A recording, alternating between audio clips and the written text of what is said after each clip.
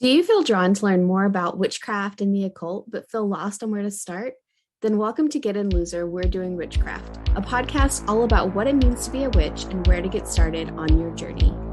Join us as we navigate through various witchy topics and share what we have learned about the craft. So get in, witches, and join us as we explore cleansing, charging, and banishing.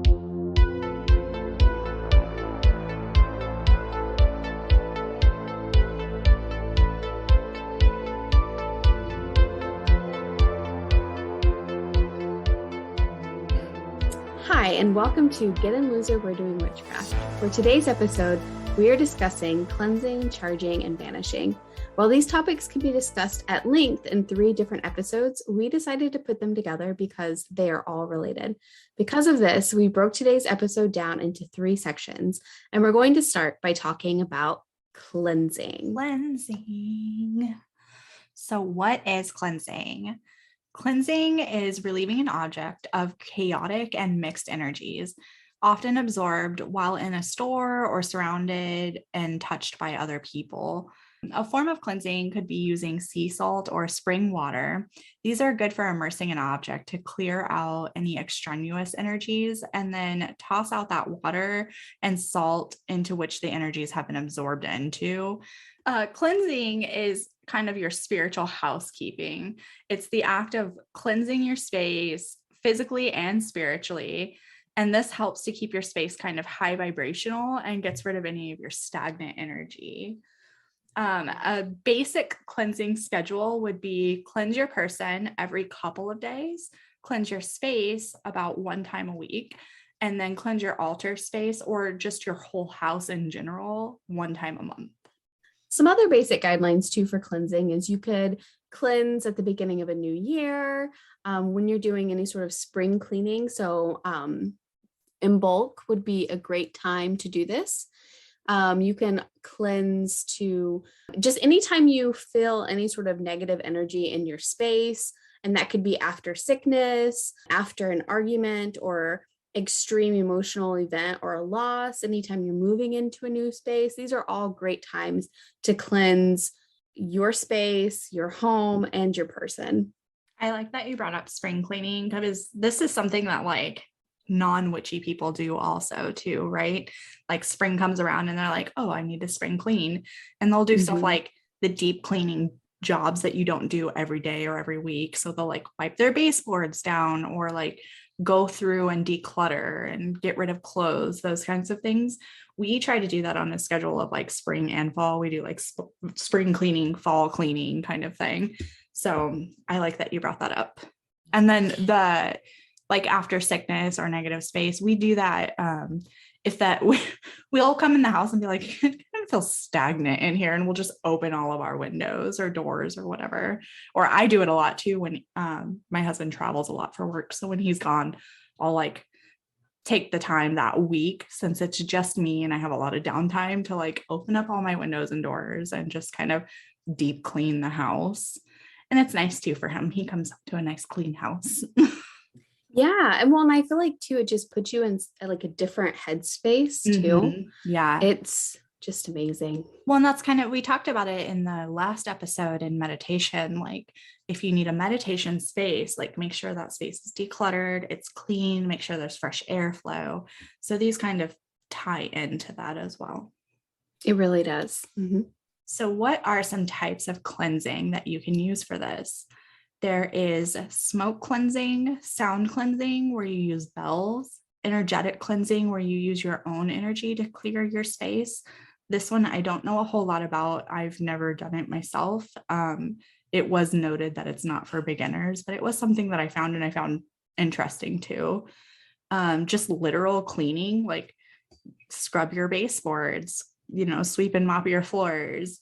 Get all the little cracks and crevices that you don't clean daily or weekly. Spend, doing that maybe twice a year. Cleansing baths with herbs and salts for your person, which you can also do if you don't have a bathtub in the shower. Crystal cleansing. So using crystals like selenite are known as your cleansing crystal. Dancing, charge sigils with intent by carving them into candles and then burning them, or you can even write them on a piece of paper and burn them as well. Those are just some examples. Of course, there's like a bajillion different out there, but these are ones that I found kind of more information on that would be more common and then easier for just your everyday beginner person to use, minus the energy cleansing. So, Okay. So do's and don'ts of cleansing: do use ethically sourced products. Do cleanse before any protections are applied, because you don't want to apply protections and then cleanse and then have those energies bouncing back into your space off your protections. Do cleanse often, especially if your space feels stagnant to you. And then don't culturally appropriate or use unethically sourced materials like white sage. This is something that you can go back to our cultural appropriation episode to learn a little more about. One way you can amplify cleansing is to cleanse with the elements. So an example of this would be using the element water. You can do floor washes like Florida water, or creating your own with herbs, baths and showers, or using magical or blessed waters like holy, moon, or spring water to help cleanse your items. With herbal infused baths or showers, bath bombs, bath teas, lemon is a great cleanser too that you can add to these. You can do this with like, what do they call it? Like a sachet? Satchel? Yes. I'll run through all the words. A satchel. I think it's called a sachet. I think it's called a sachet. Yeah. Yeah. So you can fill one of those with whatever cleansing herbs you want to use, like rosemary, lemon zest, or you can just put slices of lemon in the water too. These are all great ways to add it to your baths, or even steeping them in your floor washes. I actually so today took a bath with some dried flowers, and I was like, oh, I'm gonna put them in a sachet, and then I was like, nah, and then I was like, well, maybe I'll use like my tea diffuser, and then I was like, no, I was too lazy to go downstairs, so I just poured it in the water, which is fine. But then at the end of the bath, I'm like, sitting there trying to scoop it all out. Like, I need to find, like, I think what I'm gonna do, because I'm too lazy, honestly, to do like the whole sachet thing. I'm gonna buy like a strainer thing for my bathtub. Yeah, for the drain in there. Yeah. Yeah. To catch all the flowers. That way they're not going down the drain. Well, and that also, way I can just take it. I know for me, like, I use muslin bags that I got. We have a cute little shop in St. Louis called Forest and Meadow. I absolutely love them. They have every herb, flower, mushroom, like every known to man in their store, and you can just go in and buy them by like the weight. So I shop from there a lot, and they carry little muslin bags for your bath teas, which I think is super cute. So I do that, but I'm also the type of person that I want it in the water with me too. So I'll pick out like bigger chunks. Like if I'm using hops or like a flower, I'll pick some of the whole like bigger pieces to float in the bath. And then I put the smaller little pieces that'll be too hard to like dig out of the bath at the end before I drain my water into the muslin bag. That's a really good idea. Yeah. See, I need to actually order from them. Wish I would have found it before we left. I know. Jeez. I know. I only found them recently, like within the last year, because they were at one of the markets that we went to. I think it was the Maze Night Market. And I was like, oh my gosh, who is this store? And we ended up buying a bunch of bitters and teas and shrubs. They do like elderberry syrup, and they do a local pollen syrup for allergies. They're fantastic. That is amazing. I'm just putting it into my search bar right now. That way I just have it in the background. So cleansing with water is amazing, but just make sure that if you are cleansing items such as crystals, you research what the best way to cleanse it is, because some crystals can be cleansed in water, but others like black tourmaline cannot be cleansed with water because it will just completely ruin the crystal and it will fall apart. Yep. But water is an amazing element to use in your cleansing rituals. And one of my favorite things to do, and what I'm assuming most people do whenever they're cleansing with water, especially if they're like, it doesn't have to even be something small like cleansing crystals. It can be like when you're cleansing yourself or cleansing your home, you either hold the object or visualize the object or the space or your person, and you visualize the water cleansing the negative energy out of the space or off of you or off of the object. And as long as you hold that intention and you visualize it, like water is an amazing cleanser. Yeah. And I think that's a good point too. And I do have that later in my notes when it comes to like salt cleansing. Just make sure whatever form of cleansing you're doing is safe for your environment, for the object. If you have pets, make sure like the items that you're burning for smoke cleansing are safe for your animals. I have a house full of cats and dogs. Make sure what you're burning is okay for them as well. And yourself, like some items, like burning them is not good for you to breathe in as well. So be cognizant of those things as you're working through this. So using the element earth, you can actually bury items in the dirt, and that's considered cleansing, which I feel like I never thought of this, and reading it, I feel like it's the opposite, right? You're putting it into dirt. So wouldn't that make it dirty? But the earth right. Is actually a way that has been used to cleanse items for like centuries, right? So just bury an item, whether it's a crystal or I don't know, whatever it is that you're trying to cleanse. Obviously you can't like cleanse your space with the earth. You can't bury your whole house in the dirt. But if it's a small item that can be buried in the dirt, leave it overnight. I've read leaving it on a new moon is good. If you can do this particular type of cleansing on a new moon, helps amplify it. This is really good for crystals. And then fire and air were put together in a lot of the research that I did, because obviously if you use fire, a lot of times that's a final, right? And you burn it, it's done. But using fire and air like smoke cleansing with bundles of herbs or incense, this is good to be able to move around an object or cleanse like inside jars, since you can direct the smoke where you want it to be.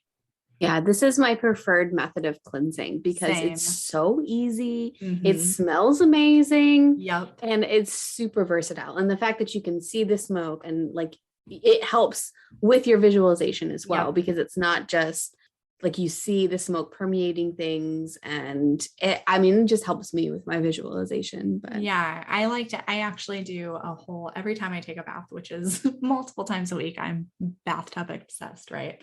I have a mugwort bundle in my bathroom. And so like I will physically clean my bathtub and my space, and then I'll light the mugwort and I'll cleanse all 4 corners of the bathroom and like run it through the bathtub so the smoke cleanses my tub before I even fill it with water. My husband, Anthony, the first time I did this, like when he was home, I've done it tons of times, but I think he's just always been gone when I've used like the mugwort in the bathroom versus just incense. He came in and he was like, it smells like cheap weed in the house. What are you doing? I was like, I'm not that cool. It's mugwort. He was like, I thought you were having a good time in the bathroom. I was like, I am though. Like, So, yeah. Not the kind that you think I'm having though. Yeah. So he came in like thinking he was going to catch me having a good time. And then really I was just having a good witchy cleansing time with my mugwort. I love that. Yeah. And then using the element of air. So sound cleansing with bells, singing bowls. You can use music, just open your windows and doors for fresh air while you clean, and just let the vibrations of the sounds cleanse your space. And this is something I know that I talk about later in my notes, but if you don't have bells or bowls, you can clap, you can use your own voice, like yelling or whatever you want to do, whatever works for you in this type of cleansing. Yeah. And I do think that it's also important as well, because some people, whenever I was researching this, like some people would say, oh, you don't have to open up your windows to cleanse, or you should definitely open up your windows to cleanse. I think just in general, I would recommend definitely any cleansing rituals that you do, open up your windows. Mm-hmm. And not only is the air, like you were saying, acts as a way to cleanse your space, but it can help push out that negative energy or stagnant air out of your space. And, what we do know from energy, and what, everybody learns in school, energy cannot be created or destroyed, but it's transformed. Yep. And if you are just cleaning your space and not opening up your windows, I mean, maybe it's just something that's in my head, but I feel like where is all that stagnant energy or negative energy going to go? Yeah. And I It's feel just like staying there. like we had talked about, like when I spring clean, I open my windows. We also do that Mhm. here when we just feel like you walk in and you can just feel like it's like stagnant in the house. We'll open, even if it's just one window in that particular space that we're in, open a window and let some fresh air in and let that stagnant air out. That's like a transfer of energies there. So Yeah. yeah, I think it's a good point. Some other things you can use moonlight and sunlight for cleansing. So setting something in the moon or in a sun facing window to help charge it, cleanse it. Just be mindful, like we said earlier, some crystals are light sensitive or heat sensitive. So you don't want to put those particular crystals in a windowsill in the sun if they're going to be light or heat sensitive, because it could mess them up or destroy them. And then mundane things. So mundane is equally, if not more important when it comes to cleansing. It's good to do mundane cleansing first and then follow it with magical cleansing, because these affect each other and putting them together can make them stronger. So some mundane things to do before like doing magical cleansing is cleansing your floors. Infusing soapy water with a cleansing herb or with lemons can help amplify it. Cleaning your space and organizing just in general, because if things are cluttered or unorganized, they affect you physically as well. And not doing so can hinder other cleansing rituals. And then things like showering and bathing, which we've talked about in multiple episodes now, and even already on this episode. But just getting into a shower or bath, doing a full body wash, cleansing yourself physically will help put you in the right mind space and, just cleansing your person. Cleaning your altar. If you have an altar, clean it on a schedule. So maybe set a certain day of the month, like the first Sunday of the month or every month on the first kind of thing. And just take everything off your altar, throw away any old incense or any old offerings, and then wiping everything down on your altar and your altar space physically before putting items back on and organizing them as you go. If you're in a space where you cannot burn maybe candles or incense or any type of herb bundle, there are smokeless cleansing options. So some of these techniques can be done once a month and they maintain their energies, while others need to be done more often to help keep their energies. You can double up on some of these as well, and that will just, make them stronger, amplify their cleansing magic. These methods are good for dislodging energies, and some are done passively while others are more active. So some of them, you can set something out and it'll help absorb any negative energy. And then other ones you have to like physically go through the process of doing them. So salt is a great passive cleanser. Salt absorbs negative energies from a space. You can just put a small dish of salt out or near an area that's like high trafficked in your house, like doors, window seals, on a bookshelf that might be like near a high trafficked area, and just allow it to kind of do its thing. You can add herbs to help amplify it. Just remember not to use salt on the earth or in your yard because it can help, or it not help, but it can harm the environment. And just be mindful of salt around your pets. With salt, you do have to change it out weekly. And a good way to do this is to dissolve your old salt that has absorbed all the energies in the space in water and then dumping it down the drain away from you. So you're acting like you're pushing it away by pushing it away from you down the drain. And then for active cleansing with salt, and again, just be mindful of pets and your environment. You can sprinkle salt on your carpet or on like hardwood floors and vacuum or sweep it up. Yeah, I think this is one of the easiest things that you could do because you can get salt anywhere. It's even if you're in a space like where you can't find incense or crystals or anything, you're always going to be able to find salt. And you can use it in so many different ways. And even just having, like you were saying, a little bowl, like we have a little window downstairs by our front door. And I just have a little bitty bowl of salt that I'll put out there. And it's one of the easiest things that you can do. Yeah, it's like, you remember those old commercials? I think they're either the 80s or 90s, and it was like talking about like crock pots. They'd like set it and forget it. Yes. Like that's essentially what you can do with salt. Like you just put a little bowl.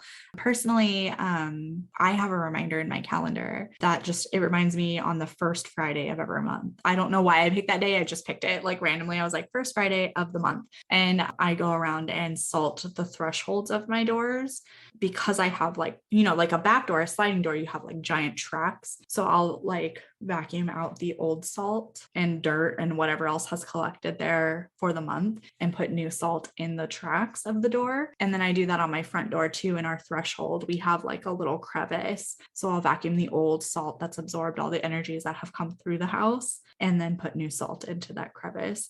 So like it's a way to salt my doorways of the house without like putting it in a space that it could seep into our yard and harm the environment itself. Exactly. Yeah. It's just, it really is like the easiest form of cleansing that doesn't take a whole lot of work. So if you're somebody who's kind of a hot mess and minimalist and you can't plan ahead kind of thing, just set a reminder on your calendar, because that's me. I forget things if I don't put a reminder, and I have to have something that's super easy. Otherwise I'm going to be like, oh my God, I didn't do all these things. Yes. So salt is for like people like me. It's the Yeah. easiest form of cleansing. So another like popular one in our house, and it's because we both grew up with grandparents that used incense and resins and essential oils as well, which are the next couple of topics that I want to talk about. Incense and resin is another passive way. So you can use them like you use salt, but these, instead of absorbing your negative energies, incense or resin or essential oils, they're going to push the negative energy away. You can set loose incense in a small bowl or put it in satchels, bags, or pouches if you can't burn it. So again, these are your smokeless cleansing options. So even though typically people will burn incense or resin, you can use them passively the same way as you use salt. Just put, a little bit of loose leaf incense in a bowl in a windowsill, or, maybe sprinkle it across your threshold, however you want to do that, or hang it in a pouch or a satchel or a bag, wherever you feel like you need it. That's awesome. I also found this, and I never thought of it. Like we are okay to burn incense or really anything. Like we don't have to have a smokeless. So I never really thought of this, but for people that can't have smoke or burning items, you can use it actively by putting loose leaf incense in a wax warmer. So the heat's going to help like warm it and release the fragrances without the fire and smoke. So I thought that's cool. Really cool. Yeah. I have never even thought about that either. I didn't know that you could use it passively like that, or even just actively in a wax warmer. Yeah. Because I've always just been like, and I'm going to burn this. Yeah. Let me get some fire and smoke. Yeah. Yeah. But I didn't think about this. I was in the military and I was married in the military. So I never had to live in the dorms where you couldn't burn things. When I went to college, I was an adult, so I lived in my own space. But, if you live in a space like a dorm room, whether it's the military or college, a lot of times they have like no burn rules. Like you can't have candles, you can have a microwave, but you can't have like a little stove, or so they can't use fire and smoke and stuff. So I never had to think about these things, but doing research on them taught me something new. I never knew you could use a wax warmer with loose leaf incense. That's amazing. And that's something that I would love. When we first moved here, at the house that we were living in, we weren't supposed to burn candles in our house. I definitely broke that rule, but I'm like, I love candles so much. Same. And I'm a responsible candle owner. So I'm assuming they had maybe bad experience in the past. Those rules are usually in place for a reason, but at the same time, like if you're a responsible adult and do it anyways, just make sure you're right. Just make sure your candles if you're not in the room. Exactly. Don't put them near something that can catch fire. If I had known about all these like passive ways to use and stuff, that would have been a really great option. Yeah. And then the essential and botanical oils, you can also use a wax warmer to diffuse oil into your space. Make sure the oil you're using is safe for you. Make sure it's safe for your pets if you have pets. Just, not every oil is safe to burn or heat or, for you to breathe in the whatever fumes.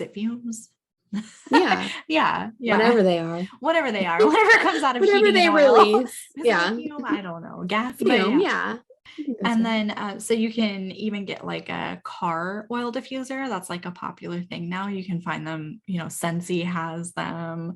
You can get them in a regular store. So you can just have oil diffusing into your car, or you can get one for your house as well. And this helps to naturally and gently diffuse oil into your space. Again, we grew up in households where, like, I know Anthony's grandma, I had lived with his grandparents when he was in basic, and she would put oils on her light bulbs. When they were off, she would like just drop a few drops of oil on the light bulbs and then turn the lights on for the day. And it would like heat the oil. I don't know if that's safe, but that's something she did, and I was like, oh, I never knew that you could do that, Yeah, I've never heard of that before. Wow. Yeah. Well, and I she was wonder if like, that well, is light safe. bulbs get hot and it heats the oil and It's diffuses true. it into your space. And I was like, I never knew that. But both of our grandparents also used incense pretty regularly. But again, they used it by lighting it and then allowing the smoke. So just wanted to give some smokeless options for people that maybe are in a dorm room, or maybe they have a rental contract that doesn't allow them to use open flames or smoke.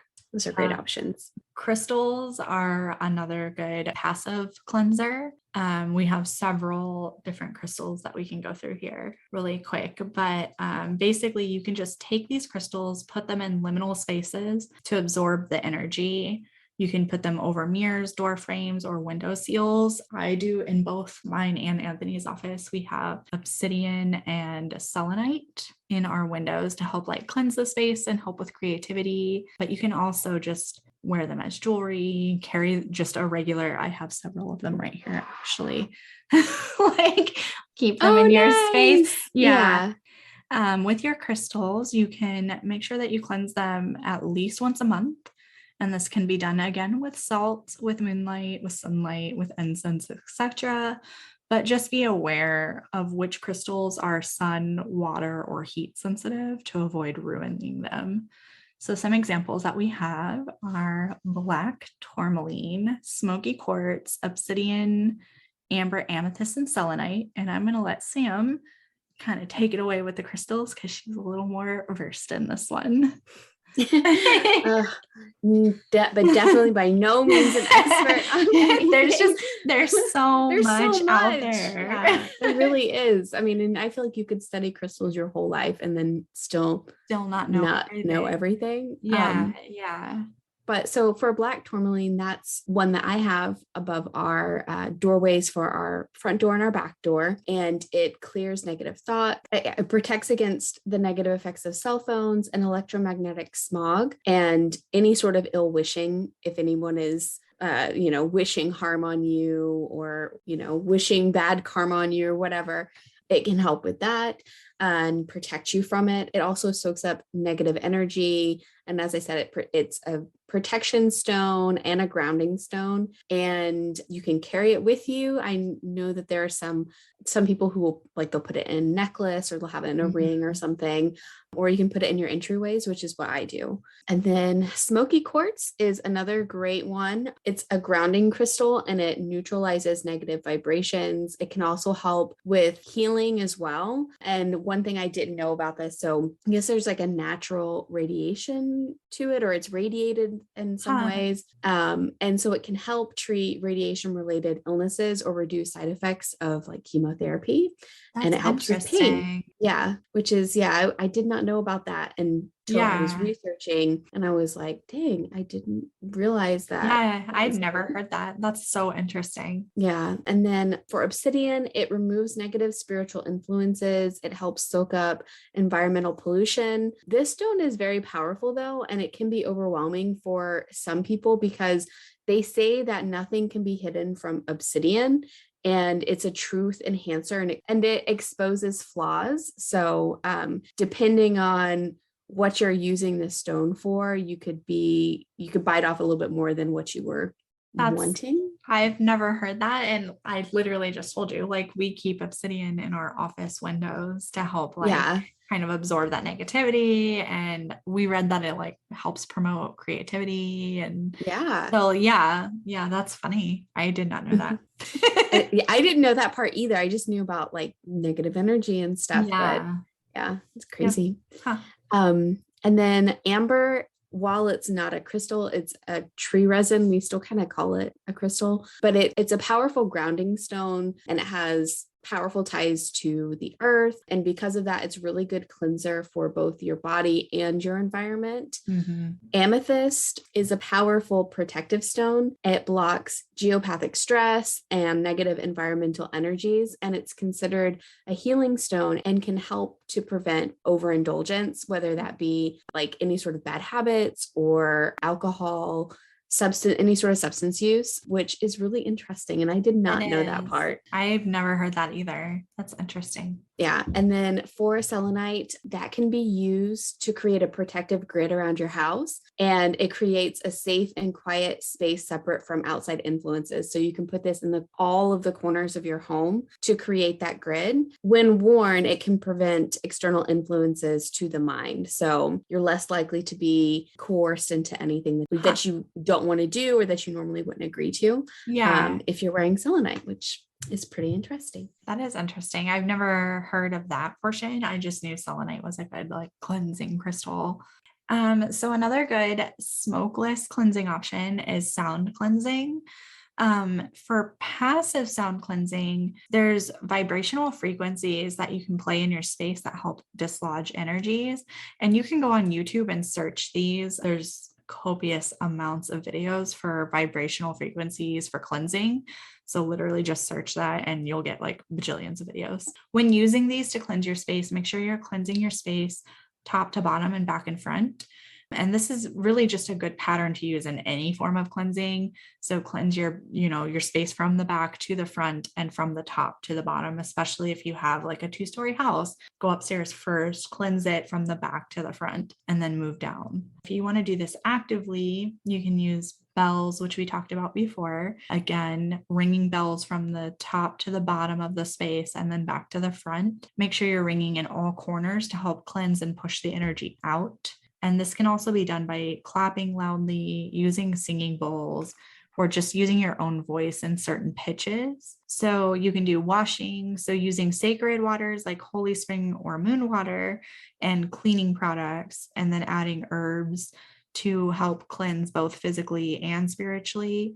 And then when finished, you want to dump the liquid down an outside drain if that's a possible option. If it's not, obviously you can just use your sink, but it's better to, if you can, it's better to do it through an outside drain to help keep those energies outside of your space. You can use cleansing sprays. This is really good for somebody that's not practicing openly. Cleansing sprays can just be seen as like a room freshener. What do they call them? Like a potpourri type spray, basically. A lot of these sprays are also room and body, so you can use them on your person. You can make them yourself. Just make sure you do your research and test them on your skin if you're going to use them on your body. You don't want to use an herb or whether it's like a lemon or something if your skin's going to react to that. Or you can just purchase these. A lot of metaphysical stores or even grocery stores or regular like big box stores are carrying stuff like this now. These are great alternatives for those who don't want to practice openly. They want to, be able to use it, but not let people know like what they're using it for, because it seems just like a regular like room freshening spray. You can do sweeping. So this is one of the older cleansing practices. You can use a besom, a brush, or a broom for sweeping. And this can be used to physically clean your property while pushing energies away. If you're doing this ceremonially, though, the broom or besom doesn't actually physically touch the floor, but it hovers about 2 inches above and just pushes energy out. Make sure that you have your doors and windows open before you start this, and then just sweep your energy right outside of your house. Using water, again, this is one of the oldest and most basic forms of cleansing. You can take blessed waters like holy spring, moon water, and just sprinkle them throughout your home. This is a good, like, gentle way to cleanse. but you can also add things like salt to it. Again, just being mindful that salt may cause harm to certain items or areas or pets. You can also just leave salted water in a small dish on a shelf or a windowsill. Salt water has to be changed every 12 hours though. And again, just tipping the old water down the drain away from you and then replenishing your bowl with new salt water. It's I read that it was like recommended if you're just starting to cleanse your space to do this like more frequently. So like change the water more frequently than 12 hours. Maybe you change it every 6 hours for like the first 3 days. And then that like aggressively absorbs all the energy out of your space and then moving to that 12-hour point. Another way is with light and air. So this is the most basic technique, just opening all your doors and windows and dislodging that stagnant energy. This is something you can do frequently. Like I know when we talked about this in a previous episode, but when I lived in Germany, this is a practice that most Germans do every morning. They open all of their windows and just clear out the stagnant air and let fresh air in. So you can do this daily, you could do this weekly, just however frequently you feel like you need to. It's a common practice at the start of spring. So we talked about spring cleaning, or if you do spring and fall cleaning. And then make sure that you're also opening all of your curtains and blinds so that you're letting the light get into your space as well. This technique is great to pair with other cleansing techniques and just helps amplify them. Anything else on cleansing for you?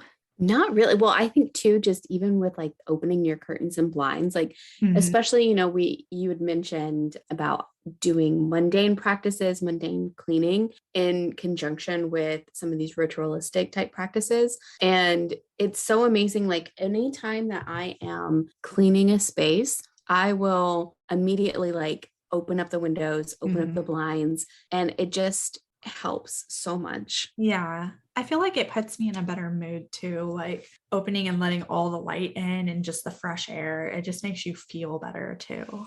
So It really does. yeah. So that wraps up cleansing and takes us into charging. So what is charging? Charging is when you direct energy into an object for a purpose. I think it's also important to note that whenever we're cleansing, we're taking that energy and moving it out of a space. So with charging, after you cleanse, you should charge because you're putting a specific energy and intention back into an area. And so if you cleanse your space, you should definitely charge it afterwards, because what's the point in completely cleansing and getting rid of negative energy and pushing it out if you're not filling that space with anything? And this is also why we kind of wanted to do this episode as all of these together, because to do one, really, you should be doing the other and vice versa. So with charging, you're energizing the object and imbuing it with a divine power or a different energy or your intentions.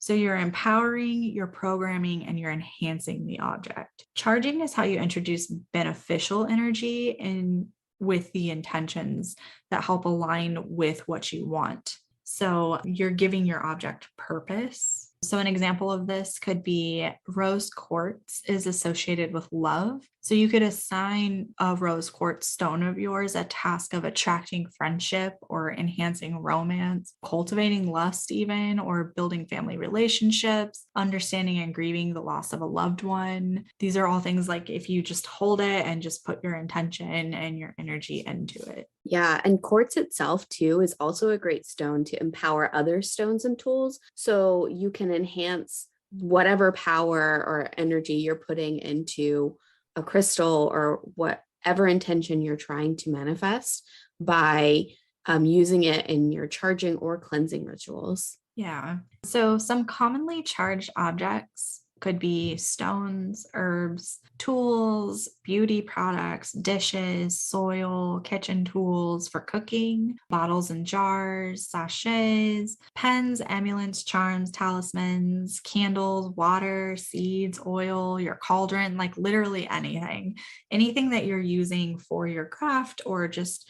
something that you want to kind of cultivate a good energy into, you can charge them.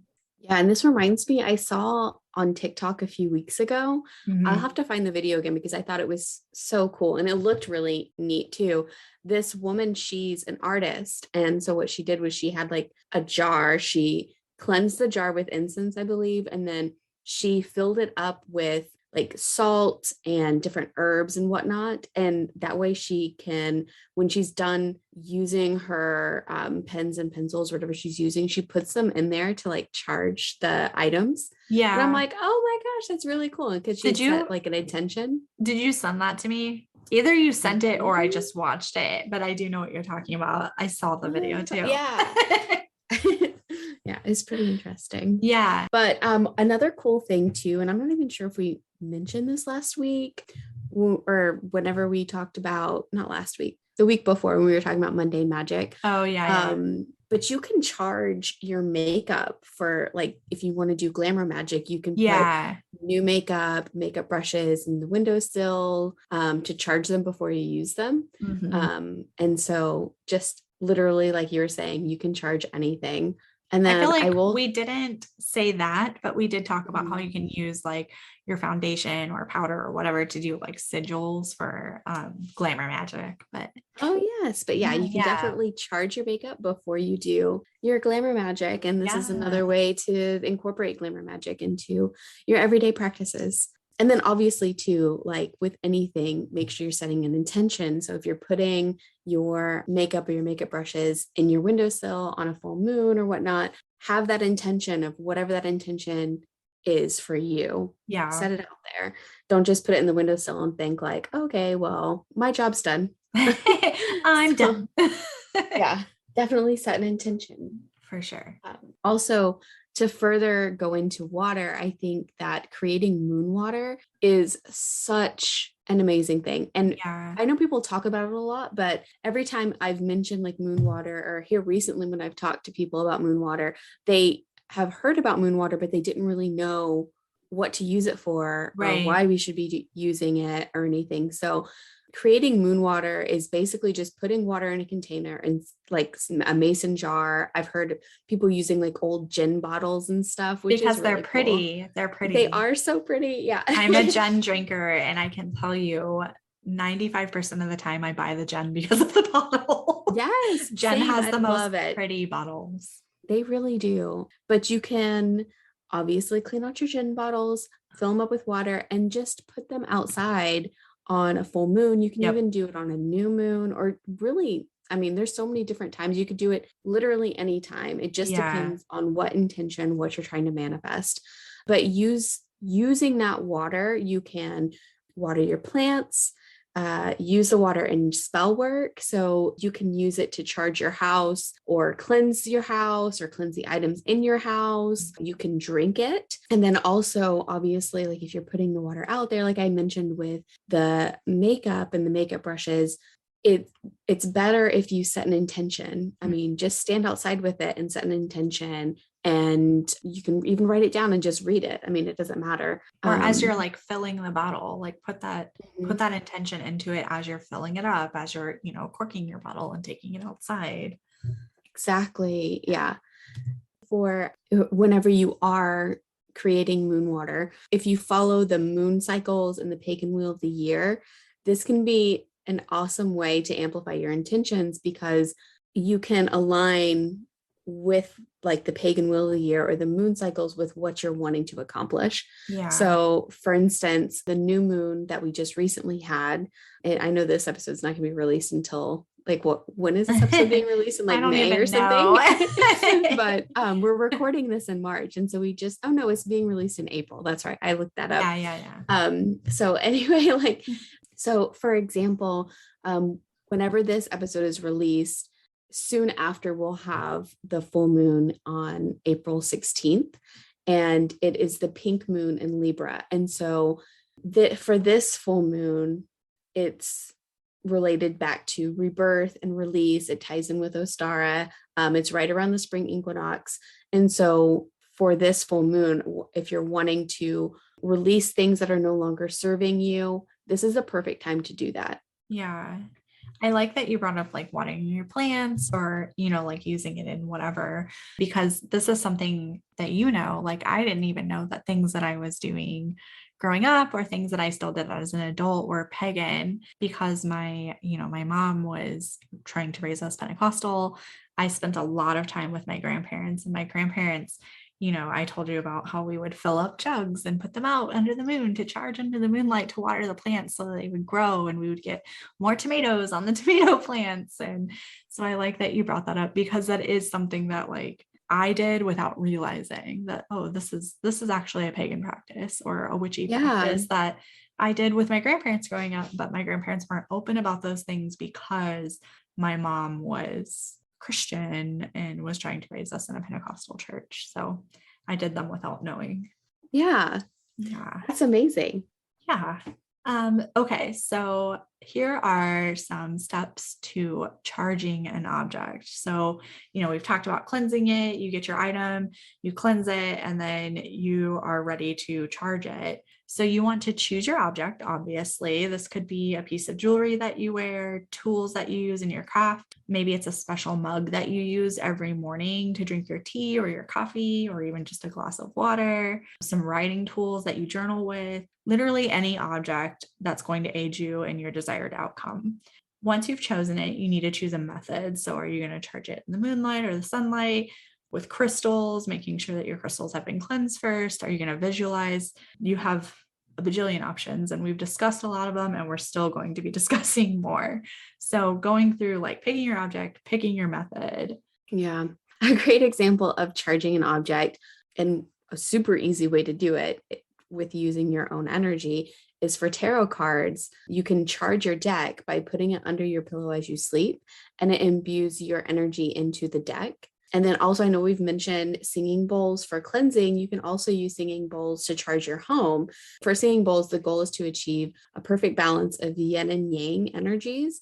And so it can be used in cleansing, but it is great for balancing out and harmonizing energies. And it's a great option to use before any sort of ritual work. I don't use a singing bowl. I don't know much about them, but I do see them used in a lot of like videos, or a lot of the research we do. A lot of people use singing bowls. And then of course, like scrolling through TikTok, you'll always come across that live feed at night where they're just doing the singing bowls, and it's so soothing. It really is. It really is. I want one. Right. But I'm like, I don't know what I want it for. Mm-hmm. To charge your home. Yeah. So, okay, you've chosen your object, you've chosen your method. So now you need to perform the charging. So with this, you're using your own energy and focusing your intentions, visualizing the outcome that you seek to achieve. Having a tactile connection also helps. So like holding the object in your hands or even just touching it to help transfer your energy.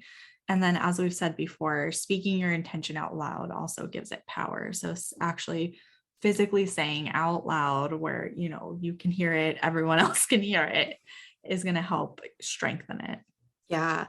And, as we mentioned, using your own energy, I know that sounds kind of like a very just vague way of saying it, but it's really so simple, and everybody can do this. And if you feel like maybe you don't have, or you don't know how to harness that energy, you don't know how to use yourself to charge something, you can practice on your own. And there's so many different ways you can do this, but it's so easy to just think about it as energy manipulation, and you're manipulating the energy and the power that you have in yourself. And so you could do this by just sitting down, rubbing your hands together, visualizing a ball between your hands and kind of manipulating that space in between your hands. You can sit with your hands together and sit down, put your hands together and concentrate on the area between your hands. So focus on visualizing the energy between your hands, and you can visualize that there's like a color in between your hands, or a ball of light, or really anything. And then once you have harnessed this energy, you can use it then to charge your crystals, talismans, anything that you have. Yeah. And I know it sounds silly, but honestly, just stop and even if you have to pause it, just stop and sit and rub your hands together, and you'll feel like an energy build in between them. It's actually kind of cool. It really is. So we have cleansed, we have charged. Now we're on to banishing. Yes, now we are on to banishing. So banishing, I feel like, depending on where you're getting your information, you could be getting very wrong information. Or I know on TikTok, you see a lot of like, I don't know, banishing that I feel like I'm not super comfortable with. But really, banishing doesn't have to be anything scary. Right. And it's often confused with binding.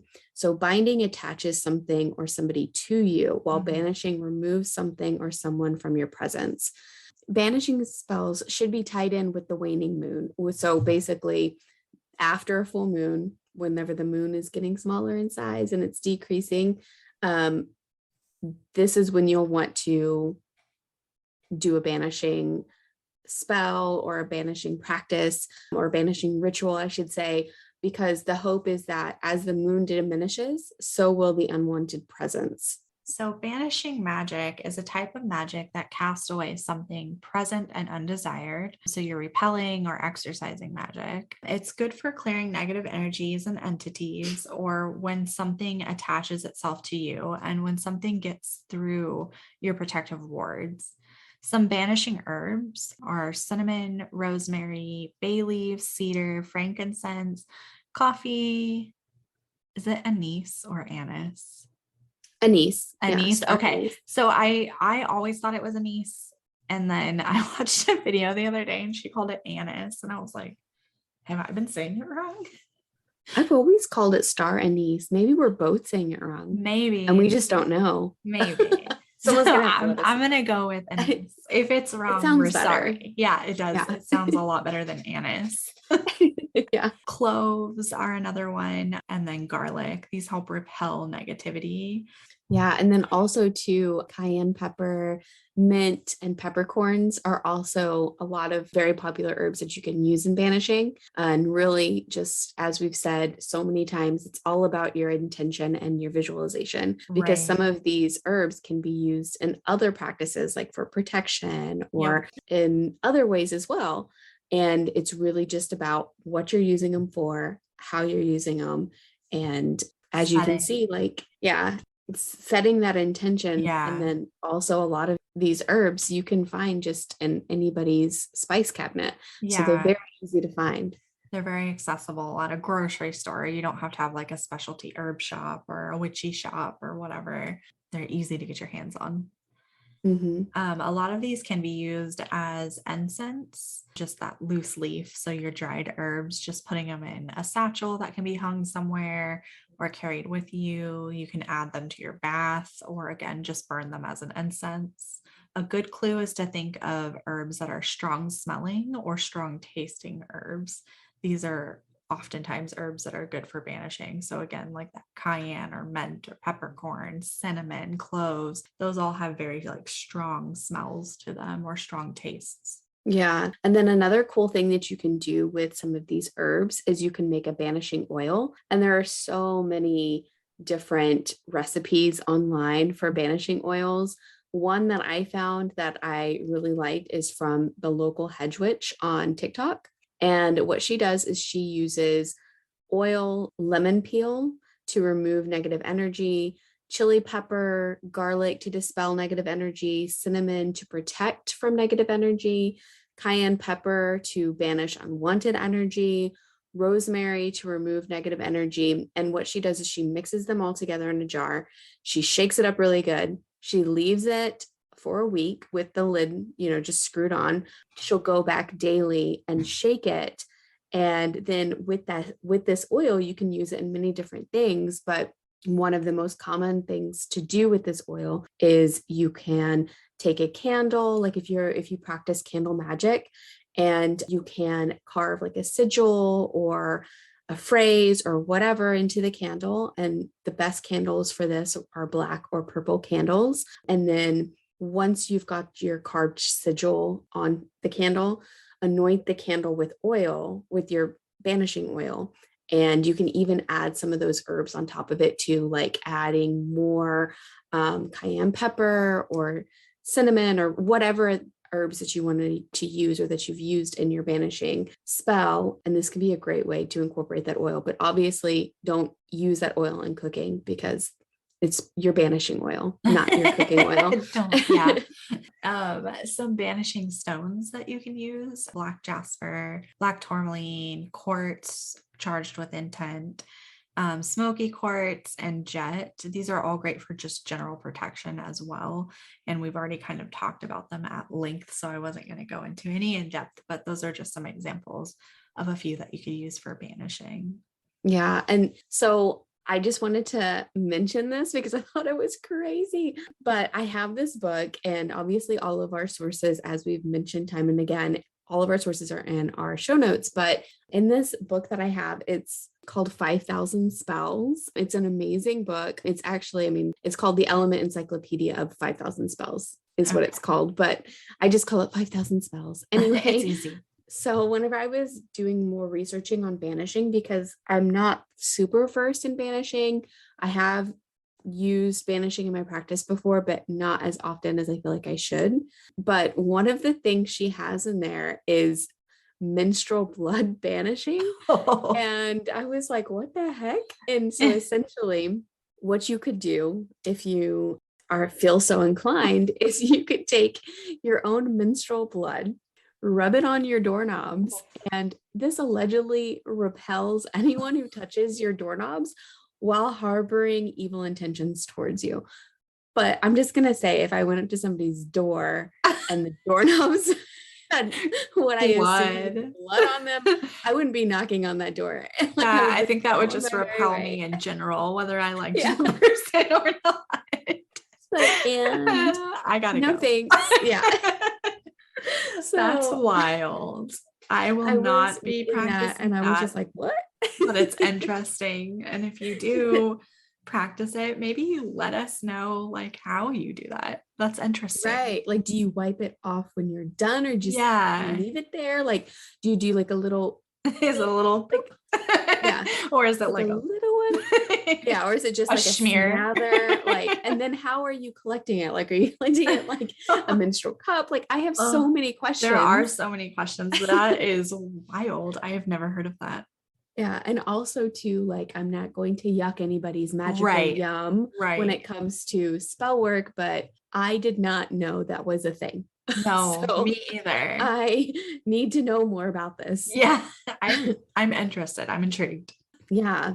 Banishing can also be used though on bad habits and any sort of undesirable or dangerous addictive habits can fall under this category as well. And so something that I also found in the 5,000 Spells book is there's something called a bad habits bath. And I thought this was really interesting. And I thought, because I know you love baths, Tiffany, that you might think this was really interesting. Obsessed.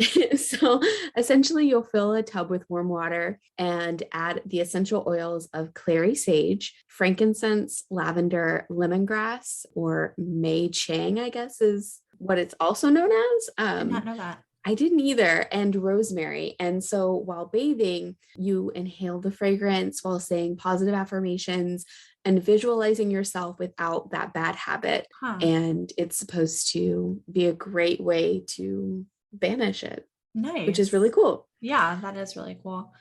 I didn't know that lemongrass was also called Mei Chang. I did not either. A lot. I do use lemongrass a lot. I love lemongrass so too. Much. I put it in a lot of my teas. I'm like a little dash of lemongrass. Yes. It's so good. Have it for everything. Yes. So that's it. That is it. Cleansing and charging and banishing.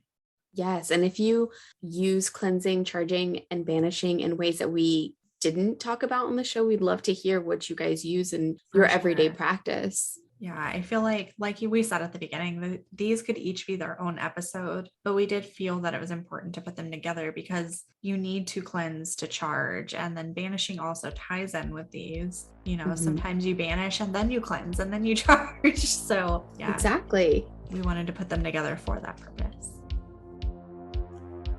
That's it for this episode of Get In Loser, We're Doing Witchcraft. You can find our source material for this episode linked in the show notes. If you love the episode, we would be forever thankful if you leave us a 5-star review on wherever you listen to your podcasts. If you really love the show and want more Get In Loser content, check out our Supercast link provided in the show notes or search the Supercast website for Get In Loser We're Doing Witchcraft. There you can purchase a membership to our podcast and obtain exclusives like getting episodes early, shoutouts on the show, access to our Ask Me Anything forum, our monthly newsletter, a promo code for merchandise, and more. You can also find us on Facebook, Twitter, and Instagram at Get In Witches, or email us at weirddoingwitchcraft@gmail.com. Check us out next week, where we will sit down and dive into covens versus solitary practice. Until then, blessed be witches.